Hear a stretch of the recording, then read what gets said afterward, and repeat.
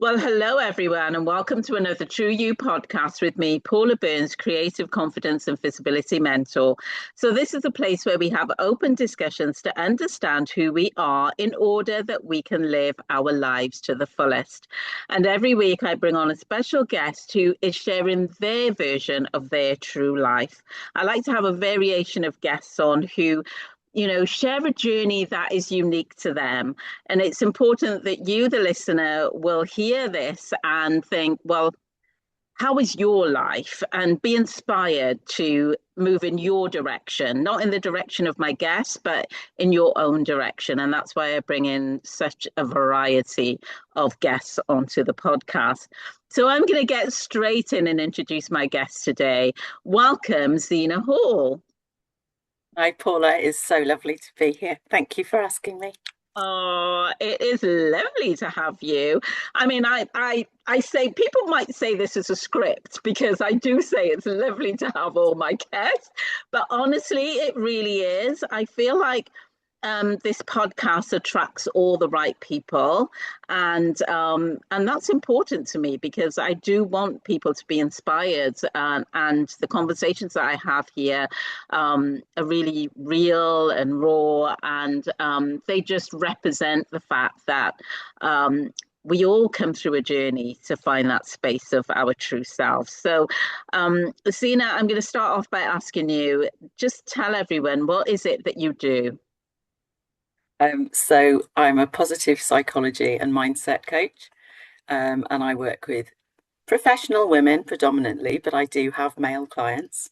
And we discover who they are beyond their job titles, basically. So behind all those roles, all those identities, all the beliefs that they've carried, the mindsets that they're hiding behind or are there, and that's what I do. But I also help organisations make sure that their teams are being authentic. So we've got authentic leaders, but people are allowed to be their whole selves in work, because for me, that's part of my story, is that you get lost in who Yeah. you are in the workplace, and we identify as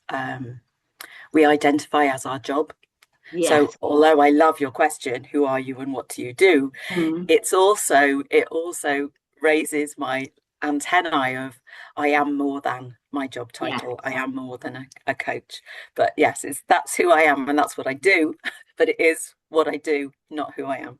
Yeah, and that is so true because funny enough, I encourage people to do that as well. I feel like you are absolutely really resonates with me when I do ask people about them and they do only talk about their work. And so I love it that you touched on that because your work and who you are personally is something that's intertwined, and who you are personally is what makes you who you are professionally. So they're both. It doesn't one doesn't eclipse the other. But Yeah. yes, you're absolutely right. Asking people, oh, what is it that you do? Um, People go straight into work mode, trying to get their, what is it, the 3 second pitch off or the three Hmm. minute pitch off, getting it off with the skill of that. But they just forget to put their own personality into it. And Absolutely. and I like the fact that that is what you do is to get people to remember that they are more than just that job of what they do. What is it Absolutely. that you love about what you do? Do I love about what I do? I think it's when people realize that maybe they've got lost, or their true selves got lost. Hmm. Um, because when people a lot of people, and you'll know this, Paula, and a lot of your listeners will know this because a lot of people are engaging with coaches now. People use a coach. They come to a coach because they've got something that they specifically want to work on.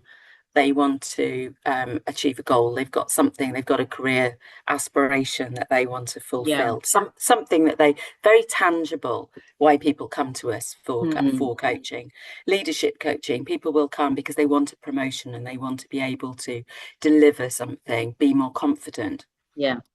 But actually, when you when you start working with somebody, it's not necessarily the thing that you end up working Yeah. on. And it's always has to come back to, you've got to be ready, you've got to be the person that's ready to make that change. Yes. Not Yeah. actually, you can't just jump into, I want to get promotion. You can, but it's like, why do you want that promotion? Mm.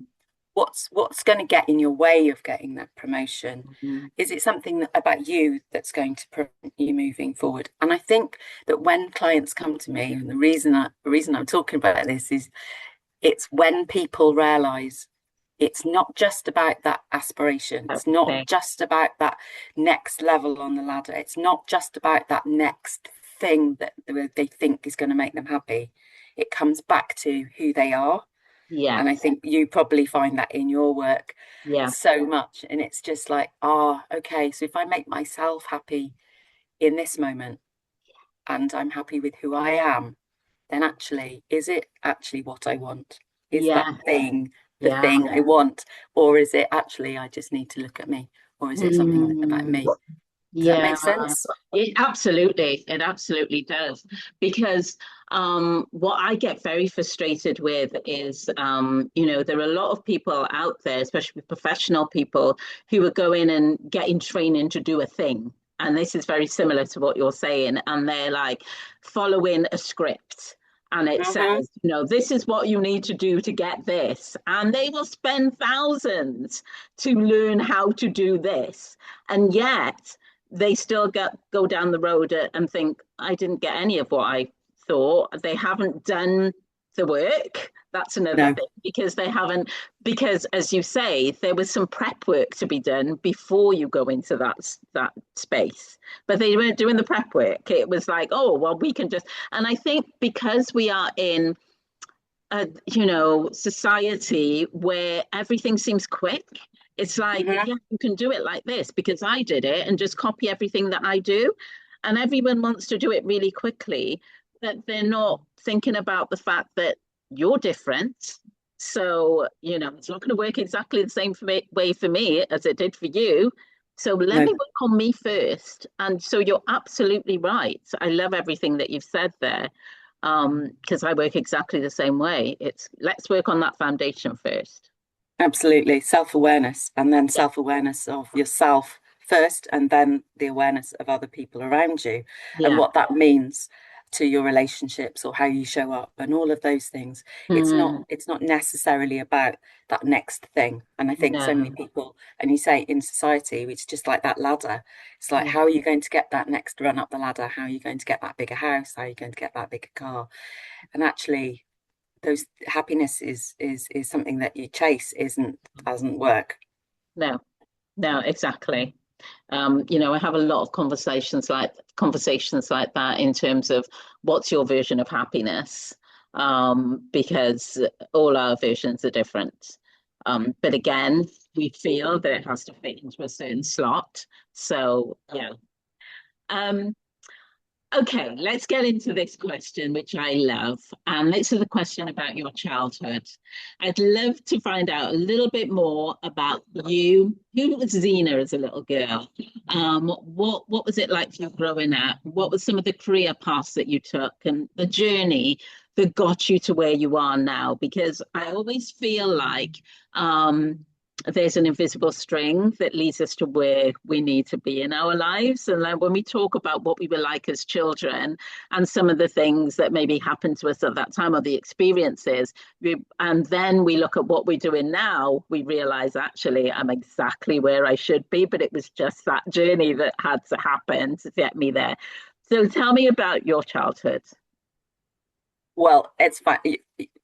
I'm not in my usual space today. I'm sitting in my childhood bedroom. This was my Oh, bedroom. This wow. is where I grew up. So I grew up on in this beautiful place in South Shropshire. Um, Happy family, Yeah. strong work ethic. My dad's a farmer, so we've got the farm. It's a big old farmhouse. I'm a twin. I'm the youngest of twins, and I have an older sister. Um, and we used to help dad on the farm. His work ethic was, if something is worth doing, it's worth doing 150%. Yeah. That carries quite a lot of weight of some of the choices I've made in life. So that's where I started, or this is where I started. And I went off to university. I did business and finance because I was very good at economics. And it was always a case of you'll be the one who looks after us in our old age. And so that's, another weight. And I've done a lot of work on myself, Paula, Yeah. because that's what we do as coaches, isn't it? Yeah. But my joy of the outdoors, my passion for being outside in nature, I can name every tree, every bird. I know who sings what, and you name all the flowers in the hedgerows. And so when I did business and finance, I came out after doing that and I went traveling, and I traveled the world for 2.5 years in my younger years. And then I came back and I did voluntary work. And the reason I didn't go into corporate initially, although I'd come out with finance being sort of finance and marketing, was very much I didn't want to be in the corporate space. Right. Although I knew that business was where I was going, but I wanted to make a difference, and I've always wanted to make a difference. I've always wanted to help. My mum was a nurse. My older sister was a nurse. She's a counsellor. And I always wanted to make a difference. And when I was a child, I always wanted to have a magic wand so that everybody, and it makes me emotional, which is terribly, it's weird, isn't it? These things come up and they bite us, always do. I always wanted a magic wand that everybody would be happy doing what they wanted to do, because I saw people around me that weren't happy and fulfilled in what they were doing, and that it was hard work. Yeah. And so that's, and then so I did a job which I knew that would help people. I went to work in a university where I knew that I could help students, and I stayed in the university for a long time and went on a different career journey all the way through, and then retrained as a coach 4 years ago. What a journey. See, it was there. The seed was there. I love it. I so love hearing the journey, because the seeds were there. You wanted to help people. You wanted them to realize that, that they can live a life that they want to live. And look, that's where you are. That's what you've created now. It's always there. It's always within us, and that's a message that I want to get out there to people who listen to this podcast, because as I said, there's people who are listening that are possibly not even on the path at all to finding their true life, but they know that there's something out there and there's something more for them. More. But the seed is there. And that's why that work has to be done, to actually find it. Because when you're in the midst of all of the crazy stuff that life throws at us, you just can't find it. You've forgotten it, Yeah. And that's what happened. So although I retrained in beginning of 2023, but that was after I'd already got lost and refound myself, because I started a self-development course back in 2018, and that's when I was introduced to coaching and real personal self-development. So not personal development, professional development within the workplace, although it was a program within the workplace that I was working, but it was about personal growth. Right. It was about awareness. It was about resilience. It was about accountability to yourself, finding those things that made you tick, those things that you connect with. And that program was the start. But that was 2018. And from that, I started to rediscover who I was. That was the start of it. And that's when I then started mentoring people and then retrained as a coach, because it was just like, this is what I'm supposed to be doing. This like a light bulb. It's a light bulb, isn't it? And then all of a sudden it gets brighter and brighter and brighter. Because my next question to you was going to be, was there a time that you lost your way? And you mentioned about losing your Yeah. way. It was what was that specific thing then for you using your way? So having my children, and I've talked about this a lot in the past. There was nothing about my life that where I was unhappy. I've Mm, and people get a bit confused. It's like, oh, you got lost, you got stuck, you lost yourself. It's just was it terrible? It's like, no, I was really happy. yeah, yeah. But the person you see in front of you was happy, but I wasn't content. I wasn't fulfilled. I was doing a job that I didn't love. I was Mm, giving to everybody, and yes. I was at the bottom of the pile. I wasn't Mm, looking after myself, and that's what I yeah, equate as lost, yeah. because I was going through, I wouldn't say I was going through the motions, but I was taking care of everybody else, but my own oxygen mask was not there. And Mm, I was frustrated within work. I was well and truly stuck in a box that I felt like other people had put me in. And then when I did the work, I realized I'd put myself in it. I mm, felt constrained. I felt totally blocked in. And that's when that's self-development. It was like, oh, hang on a minute, I've got a choice here. yeah, This yeah. is my choice.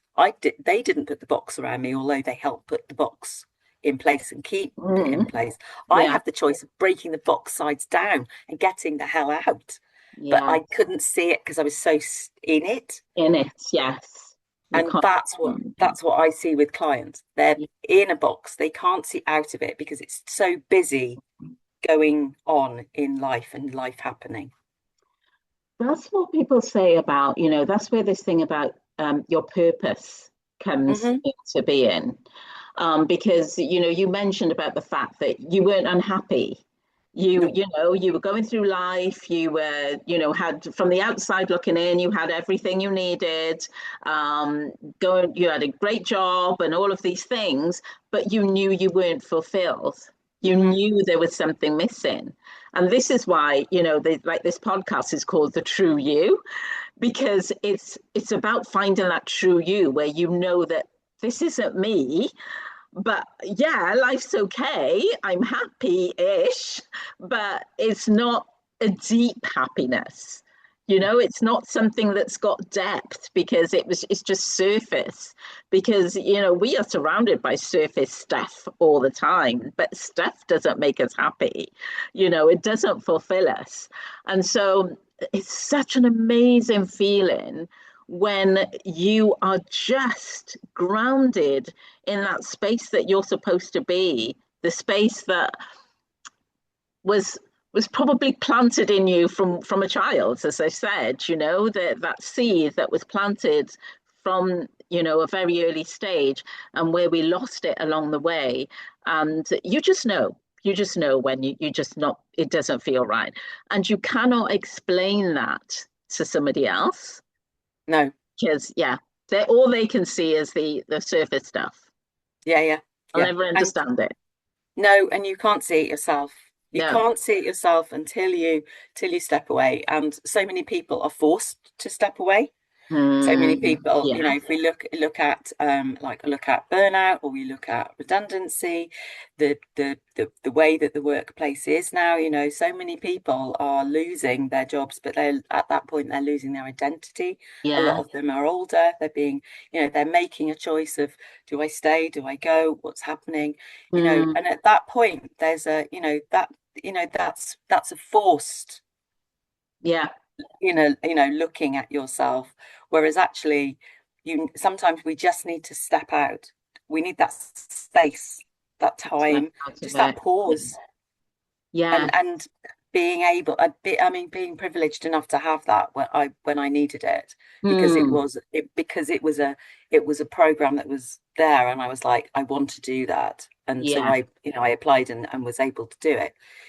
But it's recognizing that there was something I needed to do, something Need I it. wanted to do, Yes. something, Yeah. and luckily that came along. But I think for a lot of people, they don't know what that thing is that they Thing can is. do. And knowing what the first step is to take. Because Yeah, as you yeah, said, you have the privilege to do that. You knew that you wanted something, and then you stepped into it. And some people might be listening and thinking, my life is too hectic, or I've got too many things going on, or there's just no way I'm going to be able to step into. And this is what I say is that there is always one little thing that you can do to start off with. Do the little thing. Don't try and do the big thing. Do No, the little thing. And the little thing could just be coming to the realization that you have to do the thing. You have to do something. That could just be your little thing. Because yeah, yeah, being aware is always the first step.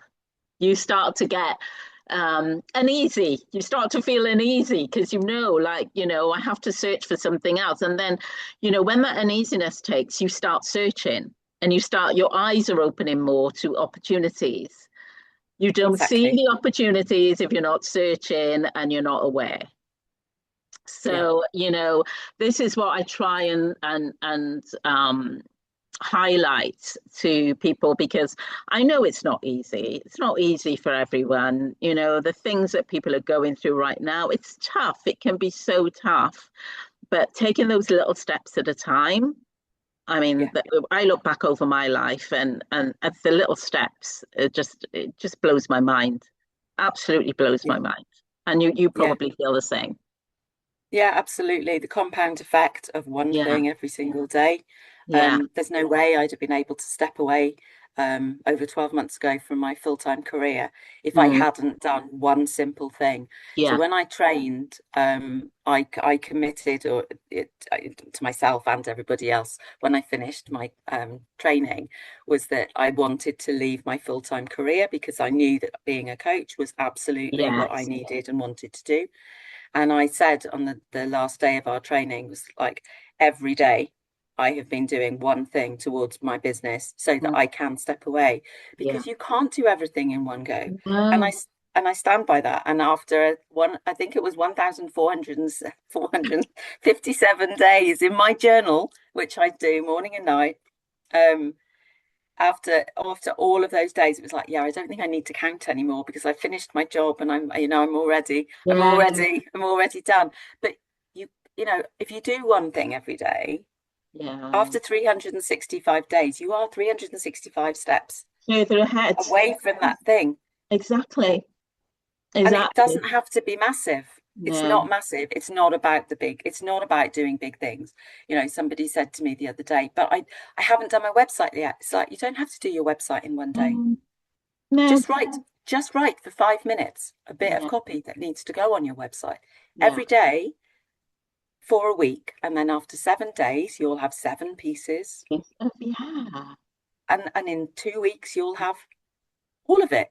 But Yeah. you don't need to do all of it in one day. And that is big for people because it's like a room. I mean, this room's got cupboards. You can see the big cupboard behind me.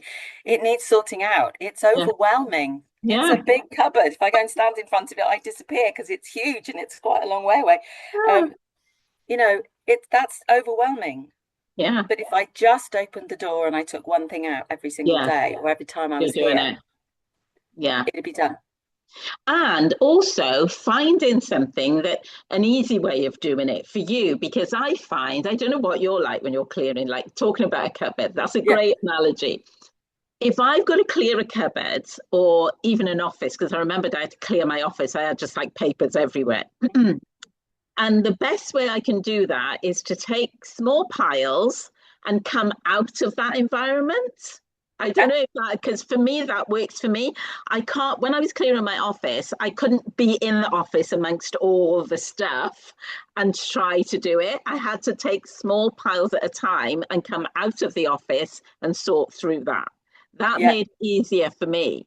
And yeah, so for anyone, this is something I say to people, is find something that works for you. What makes this job easier for you? If you know you've got to do something, what are the little things that will make the whole process simpler for you? yeah. And I then work heard of with that. one. Exactly. Sorry, Paula, I didn't mean to interrupt No, you. no, that's fine. Um, somebody introduced me to something years and years and years ago, and it was the 15-minute fairy concept. And I absolutely loved the concept of a 15-minute fairy because we all love fairies, let's face Yes. it. Yeah. We're girls and when we Yeah. go back to our childhoods, Yeah. a little Absolutely. bit of fairy dust. But the idea that a fairy comes, you just give yourself 15 minutes. So if I just open the cupboard, basically the concept is you just do 15 minutes. Yeah. And once you've started, it's that starting anything. Yeah. So it's just 15 minutes, and after 15 minutes you walk away. And Yeah. my mum does it every day because there's lots of things for her to do, Yeah. and it's just it's yeah, as you say, finding something that works for you. Oh, sorry, I've gone off on a tangent. No, exactly. No, it all fits in. It all fits in because we're talking about individuals here. We're not talking about some sort of, we're talking about individual people. And so everything that we've mentioned, people can apply to themselves. And to everybody listening, I'm just going to take a moment right now just to remind you, if you haven't subscribed to this podcast, you can subscribe on, your digital platform. You can subscribe on YouTube, but press that subscribe button because the kinds of conversations we have in this podcast are the kinds of conversations that will help you take those little small steps one at a time, but they will inspire you. I promise you, I will bring inspiring guests on this podcast. So just a little reminder to subscribe to the podcast. Zena, the next question I want to ask you is about how scary was it for you to move into your space that is now your true you space? When you started taking those steps, because again, we talked about taking those little steps, and sometimes, they're scary. It is your head saying, shall I do this? Shall I take this step? Can I do it? We talk ourselves out of it. But then there's also the people around us that, because we're doing something completely different that we've never done before, the negative voices are going to say, oh, what are you doing? Why are you doing that? Why are you leaving your well-paid job? Why are you reducing your hours? Why are you reading up on this or learning that? So how was it for you? What was the support around you like? And, how did you feel when you started making those first steps? Well, I could answer that question in lots of different ways, Paula, Yeah. because I've done so many different things over the years. In the sense that, so in 2018 I did this the self-development and started the work. Following that, I had enough confidence to ask for the pay rise that I knew and believed, and rightly so, needed to ask for. Yeah. And that was because I was confident, but to do that was scary. Mm. But that came on the back of doing all of the work, or some of the work, starting of that journey, because it continues every day. Yeah. So asking for that pay rise was very scary, but it was built on the back of the confidence I'd built. And around the same time, I went on a weight loss journey. So I asked for the pay rise following the self-development. Mm-hmm. I lost 5 stone. That gave me a lot more confidence in believing that actually I was capable of doing things for me, because that was important. Yeah. That was way back that was 2020. So the beginning of COVID, I started a weight loss journey. And then I started running in 2021, and really looking after myself. But and if people know my story, or if they checked my website, then there's always information about it. I changed my story on the basis of I can't run, and I'm too short to run, and I'm not built for running, into I'm an athlete. And Yeah. so that was scary, because I'd never been an athlete. And to say out loud to people, I'm an athlete, and they look at you and go, no, you're not, you're a HR expert. It's just like, no, I'm on, and I'm an athlete. Yeah. But then the biggest and scariest thing, before I then left my career, was in 2022, I took a break from alcohol. So I did dry January. And at the end of dry January in 2022, I decided that actually it served me better to not go back to drinking. Yeah. And that, I would probably say, is probably the scariest thing I've ever done. To actually say, no, I'm that's it. Mm. I'm not going to drink anymore. So scary to start with, because it was like, oh, well, I've always drunk. I've always, Yeah. but and people around me weren't quite so sure why I would not want to drink. But when you've done the work on yourself and you realize that actually you prefer running, you prefer getting up at 5 o'clock in the morning, Yeah. prefer going for a run on a Saturday, prefer going to the gym, you feel better, you Yes. know, you're slightly clearer headed, your hair Yeah. looks better, Yeah. Just honestly, it seems to be a huge issue, especially in this country, if you're not yeah, drinking. oh yeah, Drinking just seems to be like if you're going out, you're having a drink. And I've never liked the taste of alcohol. So I've been a weird person. So, and I say to people, I've never been drunk because I just like to enjoy the taste of what I'm drinking. And so I remember when I first tasted alcohol, I was like, what is so great about this? Because I just do not like the taste. And so the only things that I mainly drink are like cocktails or, mixers or anything like that, that you can't really taste the alcohol strongly. And then usually, if I've had a few sips of that, and that's it, because I can get drunk on music and good food if I go out. So I just don't need it. And you're right. It's that fuzziness because I know that because I don't drink, if I have a few sips, I'm like, oh my gosh, I'm feeling a bit heady. And people are going, what? And yeah, I'm going, yeah, I am. I'm not having any more of that. So, no, so that's hard. yeah. Yeah, so it is hard. It's hard for people who've never drunk, but it's also hard for people who have drunk, and then Yes. all their friends and everybody else is like, "Oh, that's a bit weird, isn't it?" Yeah, And it's just like, exactly. "What's the matter with you?" And you have to justify the fact Right. that Yeah. actually you feel better. Yeah. But I'll never go back to drinking. It's just like Yeah.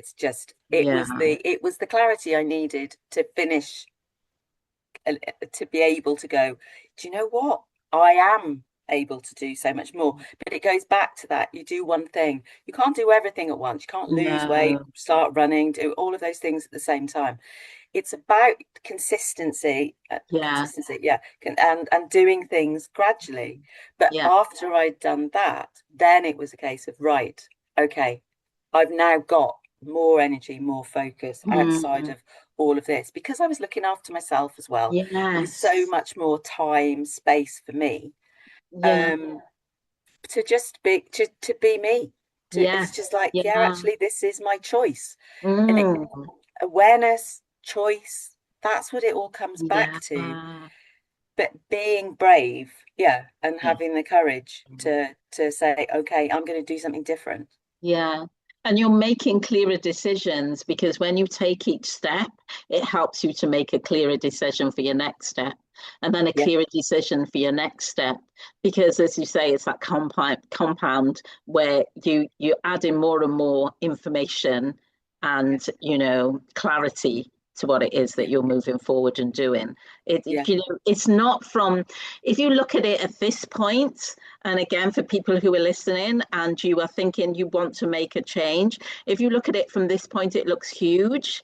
But once you start making those little steps, as we said, then they become easier yeah.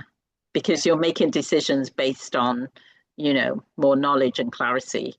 Exactly. And it comes back to evidence. Our brains love evidence. Our Mm, brains need evidence. We can't people talk about, oh, you've got to be, you've got to wait until you're confident to do something. It's just like actually confidence confidence doesn't come first. no. Action comes first. You Mm, have to take the action to build the confidence. So your yeah. brain realizes that actually what's going on is like you are able to do things. Yeah. You can give yourself that clear message of it's possible. And that's what your brain needs. It Mm, needs the evidence to be able to make decisions and yeah. change things going forward. So yeah, it's about clarity, but yeah, it's about Yeah. evidence as well. And as soon as we get some evidence, then we can get more and Yes. more. Just keep going. Yeah, absolutely. I don't know what's next. Oh, yes. I know. I know. It's such a good feeling. Sina, I could talk to you for ages and ages and ages, but we have to come to a close. But I've got some quick fire questions before we finish. Um, these questions sort of just tie everything up that we've been talking about. And I ask all of my guests these questions. And the first one is, do you understand what makes you truly happy? Yes, I do. And what is that? Absolutely. What makes me truly happy? Yeah. Music, the connections, the love of my family, seeing them happy, truly happy, and doing the things that they love doing, Yeah. being out in nature and helping people. Those are the things that make me happy. Wow. I love that. I love that because you're so clear on what makes you happy. And that's the biggest issue that is around right now. I ask people what makes them happy, not necessarily my guests on this podcast because they usually know, but you ask the general person what makes them happy and they've forgotten or they don't really know. And No, so it's so good to hear you talk about a few things that make you happy because you know. yeah. That's lovely. The next question is, how are you with getting still to feel emotion? Oh, interesting. Do you want a short answer or a long answer? The short one. How am I at getting still with emotion? Very good. I didn't used to be. But emotions are there as information. Yes, absolutely. They tell us something. The Yeah, good ones, the bad ones, yeah, and there aren't bad ones. They are just emotions. They are yeah, there to inform you about information and about how you're feeling and then how you can go forward. yes. And does it feel right? Does it feel uncomfortable? Yeah. How does this feel? It just helps us move forward. You Mm-hmm. know, should I stop? Should I go? Should I turn in this direction? Gosh, feelings and emotions are just so important. Yeah. And when we're so busy just doing without Mm-hmm. stopping, that's when we get caught up in that situation where we're looking around us and thinking, how did we get here? Yeah. Yeah. It's How did we get here? information. Yeah. It's Yeah. information. And it's like, where are you feeling it? Because you feel an emotion before your brain Yeah, yeah, yeah, recognizes it. So yeah, there's usually a trigger. There's always a trigger. yeah, Then there's that. Then there's the actual feeling, and then it's the awareness of it. And if you can catch it and be aware of it, sit with it, yeah, feel it, yeah, name it, naming the yeah, emotion. yes. Then you can look at it and say, okay, what's it telling me? And now what do I want to do with Mm, that information? yeah, yeah. I'm, Hard. It's not I, easy. I know it's not at all. And I'm only just getting used to that now as well. And I love it because I always connect to how is this making me feel? Yeah. How is this making me feel? If it's a negative feeling, I can feel it straight away. And I'm not going to Mhm. push past that and just make a decision based on frivolous information. It's like, does this make me feel good? Or does this make me feel safe? Yeah. Or if it doesn't, then yeah, it's not for me. No. Have you found your tribe? Oh, yes. I have various tribes, but Yeah, yes, I do absolutely have my tribes. I do. And um I yeah. And I think the short answer, I think when we know who our tribes are, truly are, not the ones that you're trying to please, not the ones that you're banging your head against a brick wall, or they feel heavy, or they feel difficult, or you have to work really, really hard at them. Those mm, those aren't they aren't your tribes. yeah, But if you recognize them, and you need different ones, yeah, you can't just have yeah, one tribe that you hold on to. You should, and you have different ones at different stages of your life, most mm, definitely. But yes, oh yes, I Yeah. know who my tribes are. Yeah. And I think recognizing that is so powerful. Yeah, absolutely. And finally, do you love yourself unconditionally? 100%. You are a woman after my own heart. I love And it. and does that feel slightly uncomfortable? Yes, it does, because I can Mm, hear the voice saying, "Oh, that sounds," and you can hear the ego in there going, "Oh, mm, that's not right." And it's just like, if you can't love yourself mm. unconditionally, if you can't look yourself in the eyes, in the mirror in the morning and say that you are important, Yeah, then everything else that you do is not coming from the place that no, it needs to for no, yourself or anybody else, yeah, because you're never ever going to feel comfortable in the relationships that you've got. yeah. You've got to believe in yourself first. How can you be Absolutely. serving others if you don't believe that you're true? If you don't believe who you are, it makes sense. It just makes sense. So yeah, I love that for you, and I love that for me too. I love that for you as well, Paul. And it's lovely being able to have a conversation where actually you can say that. And I do say it to people. If anybody was to ask me, I would give them the same answer. But Mm, with you, I know that I can say that, and you get it, you yeah, understand it.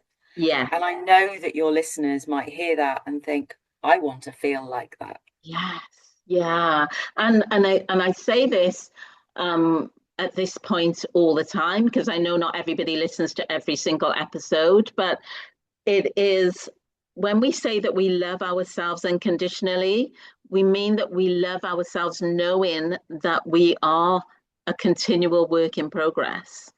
Yeah. And like we love ourselves and everything about the journey. It doesn't mean that we're saying, oh, I think I'm perfect and that's why I love myself. It's just that we are on our own unique journey and we love that about ourselves. So, And that yeah, so yeah, and that we're perfectly imperfect. We are, yeah. we are human. And if, somebody said to me the other day about, I'd written something on LinkedIn, and I'd used the words being and human in the same sentence. I wasn't talking about being a human being, Hmm. if you see what I mean. Yeah, yeah. But it's about being human. We Hmm. we are messy. We are imperfect. We make mistakes. We Yeah, don't get it right all of the time. But that's okay, yeah, because again, it's just information. yeah, yeah. It's information about what went well. It's information about, okay, so that wasn't great. But you then have the choice of being able to say, okay, I can learn from it. It's Hmm. just information. It's not about berating yourself. It's accepting that things are good, things don't go well sometimes, and that's okay. Yeah. And I'm one of these people that I'm always looking for the lesson. I love it. I always looking for the lesson, even if I'm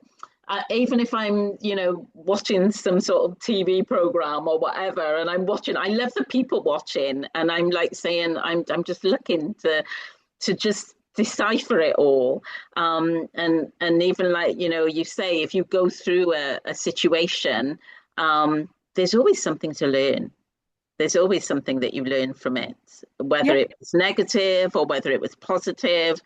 I love to look back and dissect and think, oh my gosh, if I didn't move in that direction, I wouldn't. I love to do that connecting the dots thing, oh, if I hadn't gone there, I would never. It's about a bit like us, really.